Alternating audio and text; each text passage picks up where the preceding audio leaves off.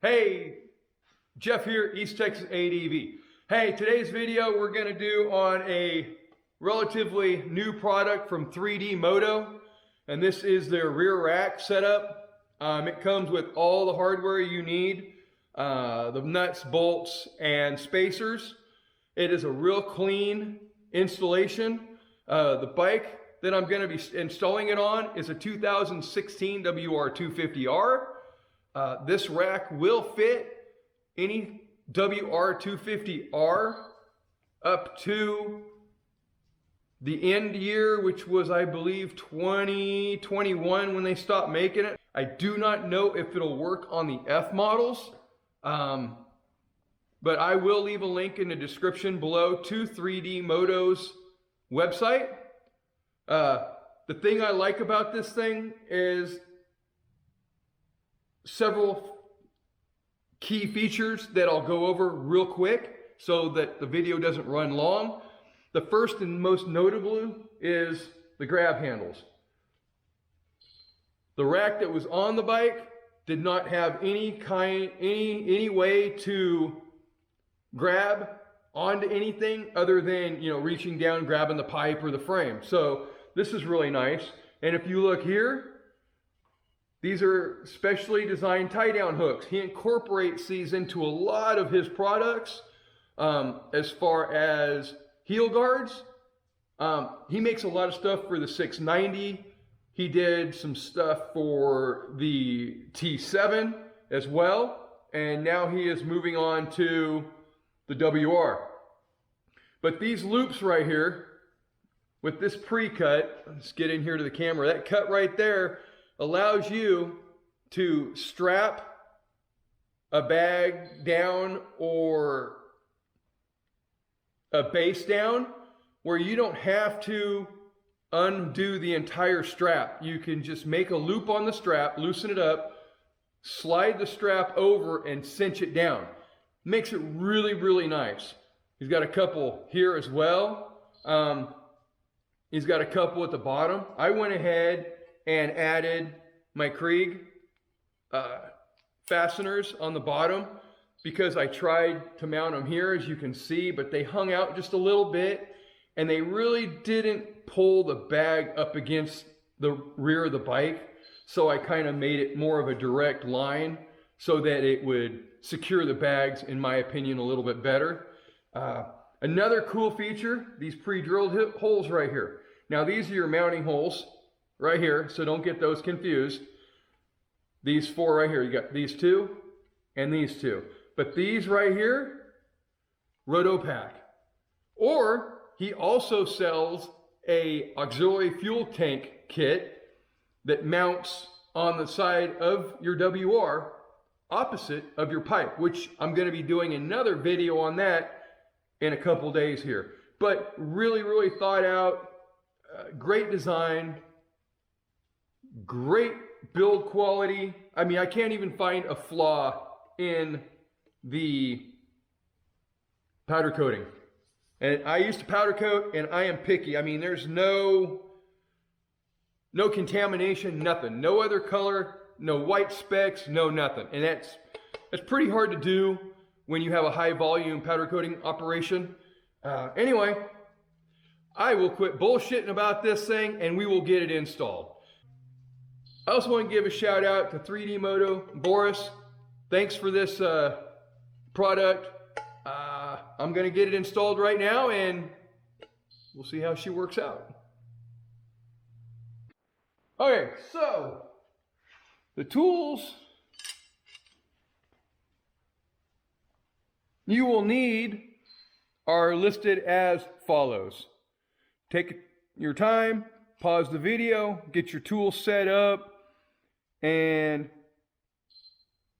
when you have everything ready, go ahead and hit play and we'll rock and roll.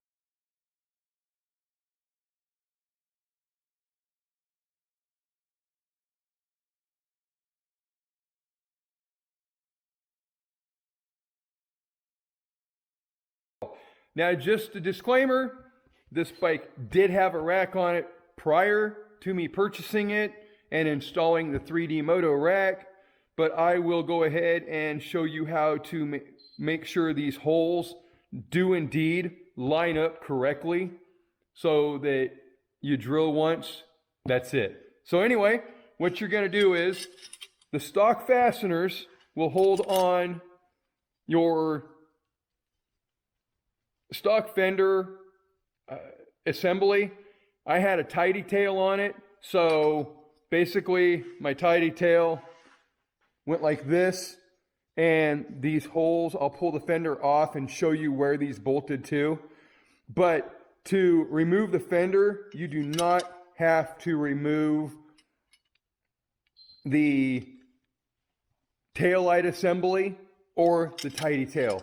The fender should remove without doing any of that. So what you're going to want to do is, right here, these are two 10mm bolts that secure your seat. You're going to take those out from the bottom side. You will pull your seat backwards to remove the seat. The next thing you're going to do is you're going to take these 10mm bolts out of the fender, like so. Now, if you want to, you can take off both side panels, and that is a 5mm Allen head, and it is down here by the swing arm on the front of the plastic side cover right here. So what you're going to do is pull back. See how these popped out? Take off your rubber. Kind of hard to do that. Pull back and up. Now, the side plastics, the side covers, lock in to these slots. So, depending on how much, it's only 2 more bolts to take out to get the side panels off. But it is a little bit easier to get the side panels to lock back into the fender. So anyway, this is your rear taillight assembly right here. That's it. On the tidy tail, your blinkers hook, let's get this the right way. Your tidy tail hooks like this, okay? Just like that. That's where your stock fender assembly would be. So you would remove, I believe it's a 10 and an 8mm to drop that fender away. All right. So you do need to do that because you will use these 4 holes to mount your rack.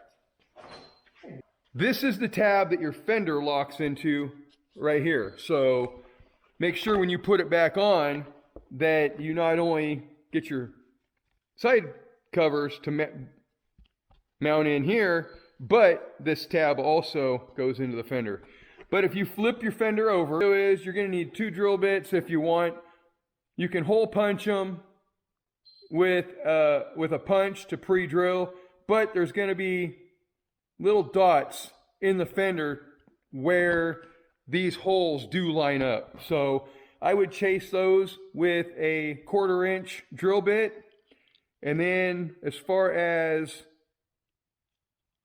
the spacers, it's going to be a 1/2 inch. So you can drill these out with a 1/2 inch drill bit. And if you want, kind of ream it out a little bit and chase it with some emery cloth so you get rid of those drilled out edges. That'll clean it up a lot.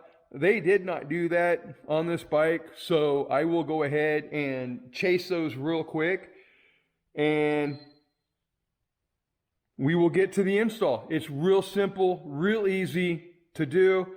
It might take you 30 minutes to 45 minutes, depending on your ability to use tools, and if you have the right tools. Again, you don't have to remove your side panels, but I probably would recommend it. All right, so again, you're going to flip your fender over. Get your ECU out of the way. You don't need to do anything other than remove your stock fender housing. I don't know exactly how you go about doing that. I'm assuming you just unbolt these 2 bolts and it falls away. this would be a good time to do a tidy tail to clean up that big monstrosity. But again, remember, this goes into this. You have these little tabs right here on your plastics that go into here. So that might be kind of a challenge for some of y'all. So it might be even a challenge for me. So get it down snug. See how it's locked in? Come up here. Oopsie. Don't break nothing. Fit it down. Fit it down. Boom. And push. Ouch. All right. See, you're locked in here, and you're locked in here. Boom. That's it. You didn't have to remove your side cases.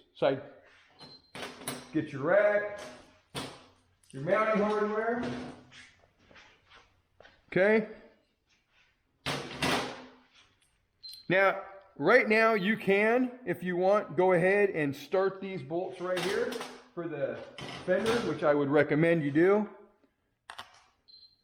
Don't tighten anything down just yet. So it can kind of be a challenge.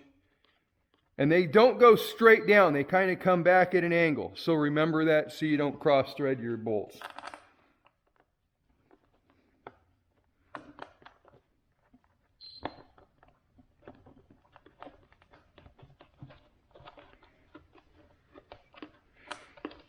Just finger tight.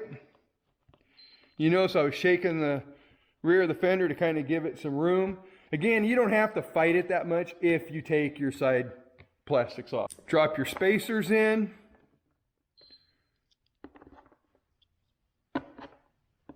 Okay.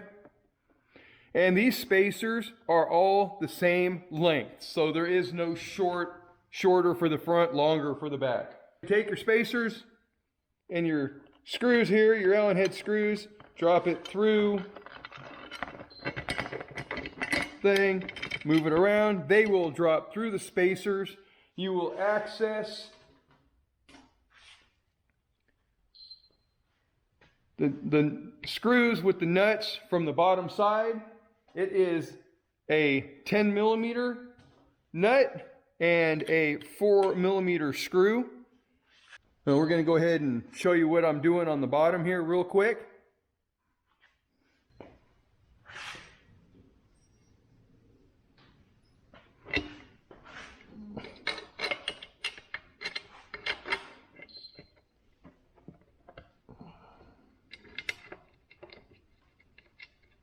This can be kind of a pain in the butt.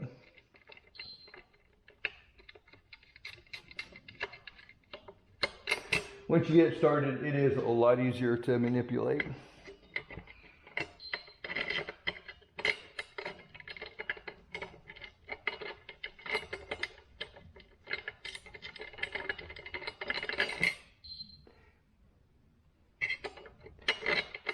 Make sure you have the nylon lock down.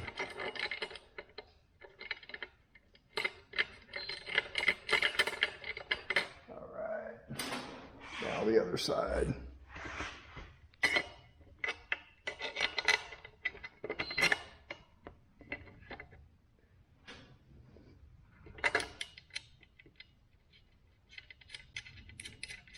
This one I'm using the leverage of the tidy tail bracket to hold the screws in, and it seems to be a little bit easier to do it that way.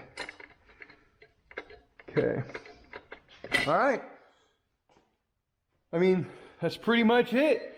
So you will tighten these down using a 4 millimeter Allen head and a 10 millimeter socket.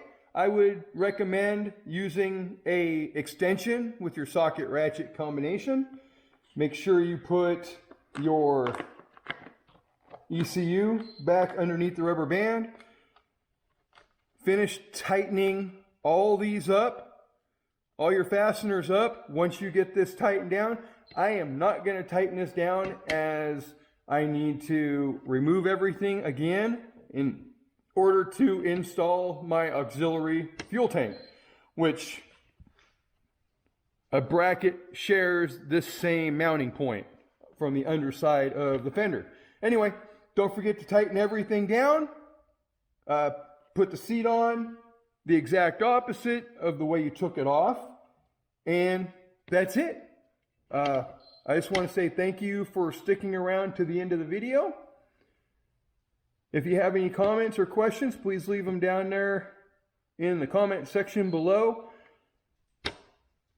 I will have 3D Moto's website